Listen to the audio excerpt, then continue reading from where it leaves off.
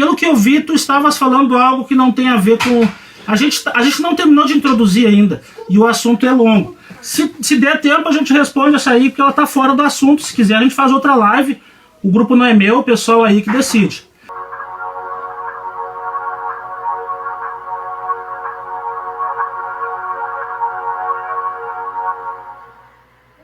A dona Leonor Teles de Menezes, ela já era casada.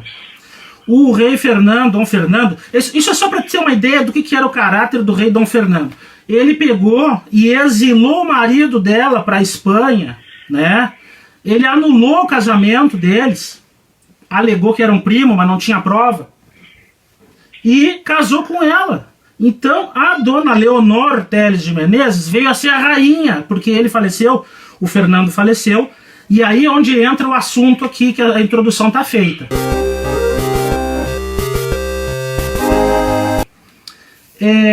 O Fernando morreu. Ele, antes de morrer, ele fez o último tratado, que eu digo que tem a ver com a Revolução de Avis, que é o Tratado de Salvaterra de Magos. Nesse tratado, ele prometia o casamento da filha dele com o rei de Castela. Tá? Esse era assim terminava. O que aconteceu? O rei de Castela acabou não casando. Aliás, o príncipe de Castela casava com a filha do Fernando. O rei acabou casando, porque tu imagina, era uma criança, o príncipe, o rei era viúvo, e a filha do rei de Portugal, que é a dona Beatriz? Bom, enfim, Beatriz de Portugal. Ela já era adolescente e tal, o rei cresceu o olho pra cima dela, casou com ela, tá? Mas aí termina, tá? Olha o caráter do Fernando. O Fernando, ele casou com esta senhora que já era casada. E olha o caráter desta senhora que veio a ser rainha, a dona Leonor Teles de Menezes. Depois que o rei morreu... Desculpa, mas seria Fernando II, é isso? É o Fernando, filho do Pedro, irmão do João... E filho do Pedro I. Irmão não. Irmão do João. Não. Irmão dos dois João. João era filho bastardo. Não, um era bastardo e o outro não, eram dois João. O João I. Não.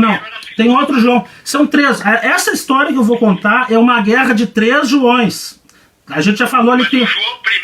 Desculpa, Alan. O João I é o que assumiu como o primeiro rei de Avis.